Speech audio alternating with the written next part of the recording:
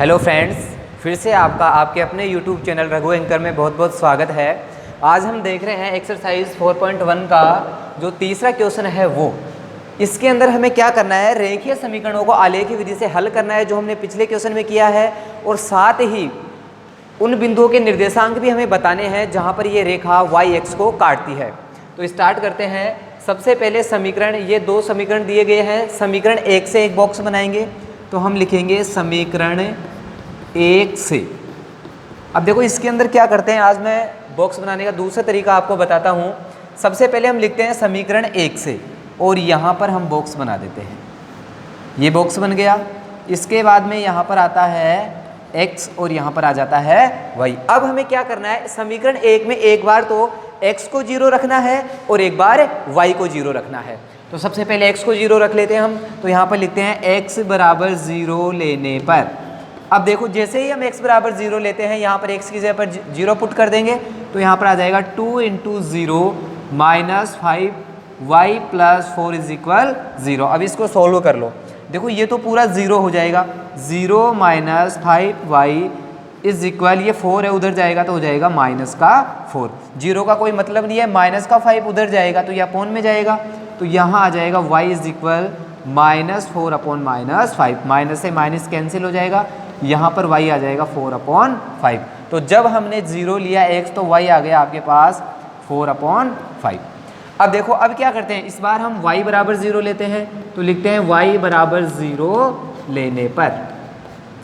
अब जब आप y बराबर 0 लेते हो तो यहाँ पर y की जगह पर 0 पुट करेंगे, तो 2x - 5 × 0 + 4 = 0। अब देखो इसका तो क्या बन जाएगा, 0 बन जाएगा, और ये 4 ऐसे कैसे रहेगा, तो यहाँ पर हो जाएगा 2x + 4 = 0।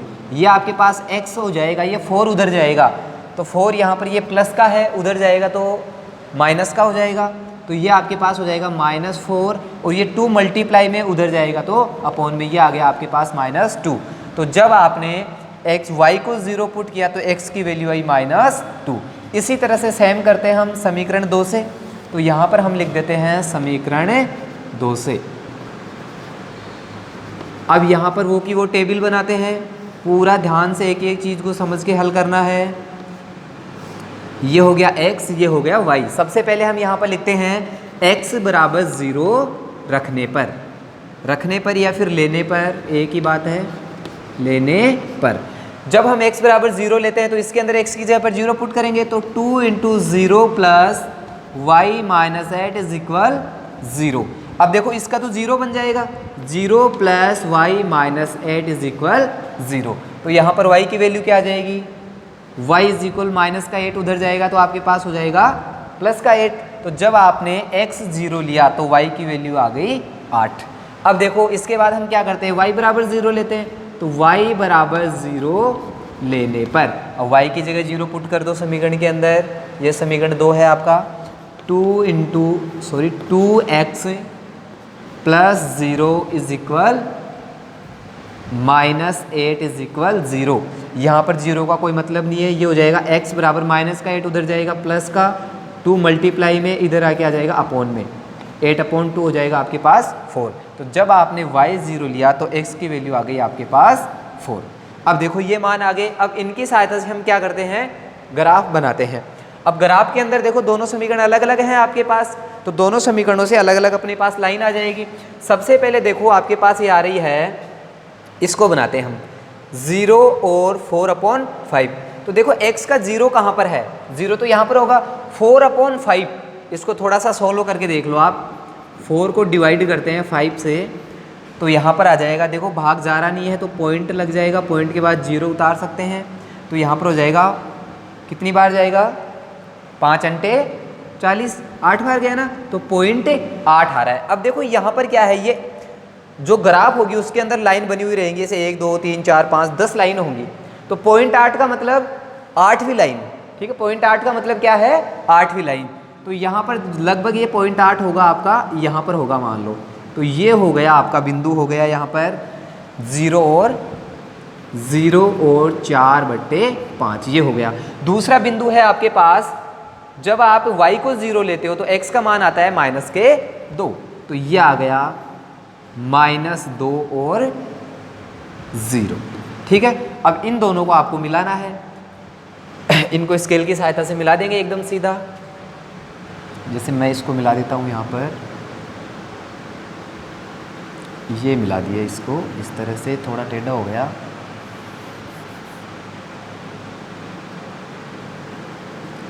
इस तरह से ये आ जाएगा। ग्राफ में आप बनाओगे तो बिल्कुल सीधा होगा। ये है। अब देखो ऐसे ही हम क्या करते हैं, ऐसे ही है आपके पास दूसरा, x बराबर 0 लेते हैं और y का क्या आता है, 8 आता है। अब अपने पास 8 ऊपर तक है नहीं, तो इसको अपन थोड़ा ऊपर और कर लेते हैं। जैसे मान लो ये है यहाँ पर, ये हो जाएगा 6, 7 और ये हो जाएगा अपने पास 8। अब 8 है और x का कितना है, 0, तो ये हो गया आपका 0 और 8। उसके बाद में दूसरा आपको लेना है 4 और 0। x का है 4 और y का 0, मतलब ये वाला, ये हो गया आपका 4 और 0। इन दोनों को भी मिला दो। अब आप इनको मिलाना है, इन दोनों को मिला देंगे।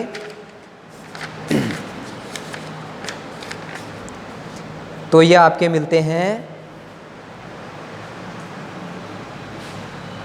इसको मिलाते हैं यहाँ से इस तरह से।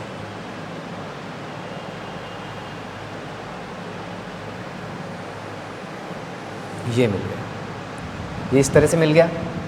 ये थोड़ी ऐसे लाइन टेढ़ी हो गई, ये लगभग यहाँ पर मिल रहा है, तो ये अपना थोड़ा टेढ़ा जा रहा है, लेकिन इसका आंसर हो गया अपने पास, x की वैल्यू तो है 3 और y की है 2, क्योंकि जब आप ग्राफ में बनाओगे तो ये बिल्कुल सीधा बनेगा। ये आ गया 3 और 2 पे ये काट रहा है। इसके बाद यहाँ पर लिख दो, ये लाइन कौन से समीकरण की है, 2x - 5y + 4 = 0, और ये वाली है आपके पास 2x + y - 8 = 0। क्लियर है। अब देखो इतना तो हमने पिछले प्रश्न में भी कर लिया था। अब इसमें हमें क्या करना है, हल लिखना है। तो हल जहाँ काटती है वो होगा, तो हम यहाँ पर लिखेंगे हल। तो क्या हो जाएगा, हल हो जाएगा आपका x बराबर, x का मान तो क्या आ रहा है 3 और y का मान क्या आ रहा है 2। जहाँ पर ये काट रहे हैं उसके निर्देशांक x का क्या है 3 और y का क्या है 2 है। तो यहाँ पर x बराबर 3 आ गया, y बराबर 2। साथ में प्रश्न में दिया गया है निर्देशांक भी ज्ञात कीजिए जहां इनके द्वारा निरूपित रेखा ये y x को काटती है। अब देखो ये लाइन y x को कहां कहां काट रही है, तो ये लाइन y x को एक तो यहाँ पर काट रही है, ये y x है आपका पूरा, यहाँ पूरा ये y x है, तो इसको ये लाइन एक तो यहाँ पर काट रही है। तो हम कहाँ क्या लिखेंगे, रेखाएं y x को कहाँ कहाँ काट रही है। देखो एक तो यहाँ पर काट रही है 0, 4/5 तथा ये कहाँ पर काट रही है 0 और 8 पर काटती है। ये हो गया अपने पर्सन। अब देखो इसके अंदर क्या होता है, जैसे कभी कभी आपकी बुक में ये आंसर नहीं मिलता है, 4/5 की जगह कुछ और आ रहा हो, तो उसमें क्या हो सकता है बुक में पॉइंट में आ रहा हो, तो इस तरह से भी हो सकता है। तो ये कोई दिक्कत वाली बात नहीं है। इसी का दूसरा क्वेश्चन है आपके पास 3x + 2y = 12। अब देखो इसको देखते हैं, इसके अंदर भी टेबल बनाएंगे। तो सबसे पहले हम लिखेंगे समीकरण 1 से, ये हो गया आपके पास समीकरण 1 से। इसके बाद आप ये टेबल बना लोगे, ये बन गई आपकी टेबल। ये यहाँ पर हो गया, छोटी बन गई थोड़ी,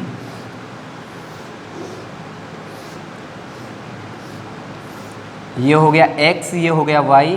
अब देखो हम क्या करते हैं, सबसे पहले लिखते हैं x बराबर 0 लेने पर, जैसे ही आप x बराबर 0 लेते हो इसकी वैल्यू पुट कर दो समीकरण 1 में, तो यहाँ पर हो जाएगा 3 × x की जगह पर आ जाएगा 0 + 2y = 12। अब देखो बच्चों आपको y की वैल्यू फाइंड करनी है, तो हम क्या करेंगे, यहाँ पर सबको दूसरी तरफ भेज देंगे। यहाँ पर ये तो बन जाएगा आपके पास 0 + 2y = 12।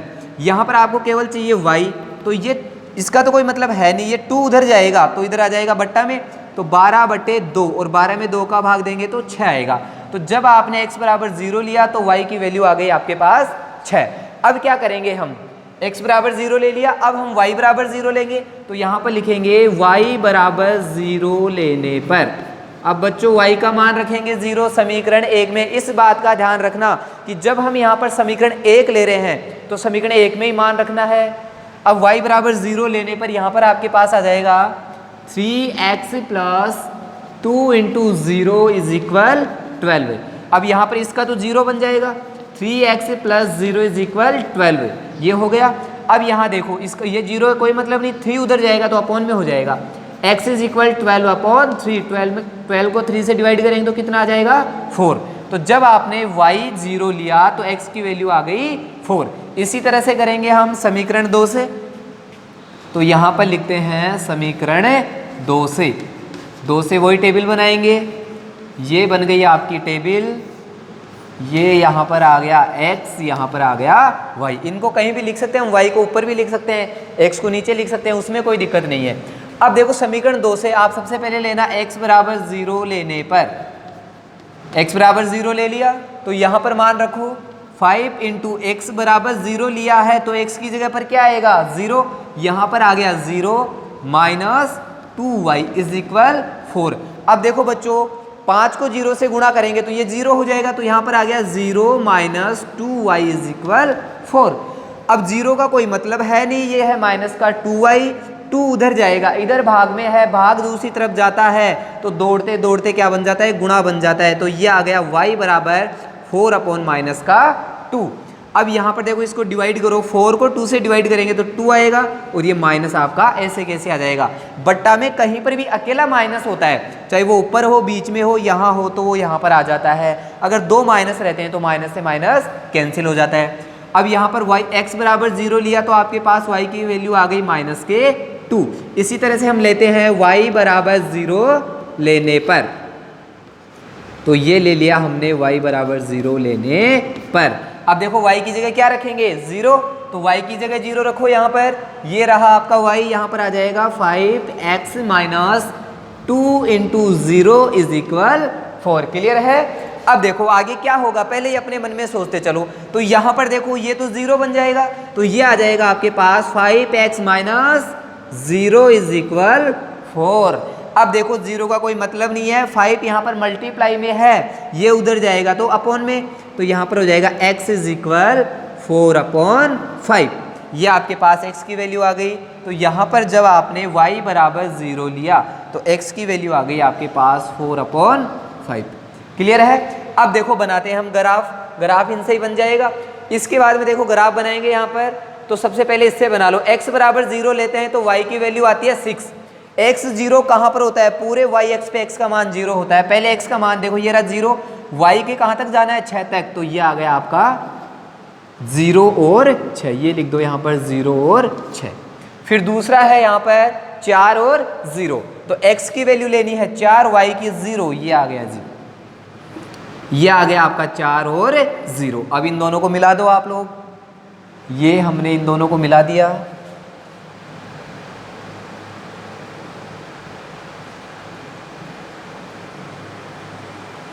ये इस तरह से मिल जाएगा।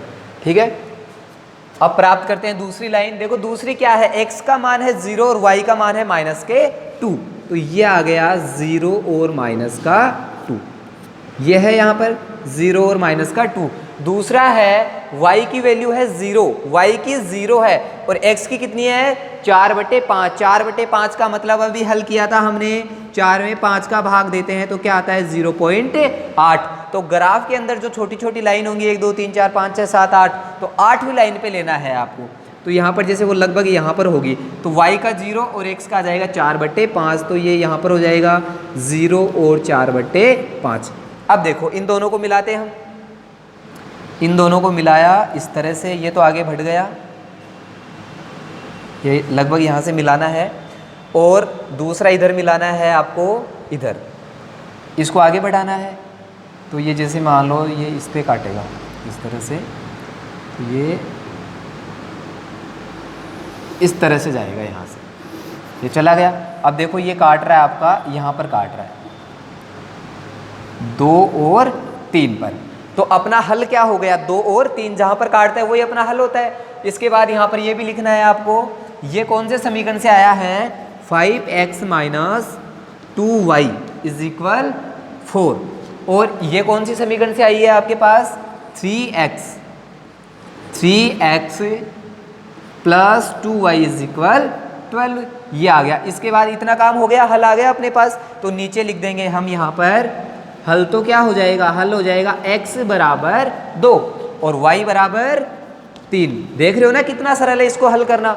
बस पूरा ध्यान से देखते रहो एक एक चीज़, फिर आप कभी नहीं भूल पाओगे इसको। इसके बाद में आपको आगे क्या बताना है कि ये y x को कहाँ पर काट रहे हैं, तो हम यहाँ पर लिखेंगे y x को रेखाएं कहाँ कहाँ प्रतिच्छेद करती हैं। देखो कहाँ कहाँ, एक तो कर रही है 0 और -2 पे, 0 -2 तथा 0 6 पर प्रतिच्छेद करती हैं। y को रेखाएं 0 -2 तथा 0 6 पर प्रतिच्छेद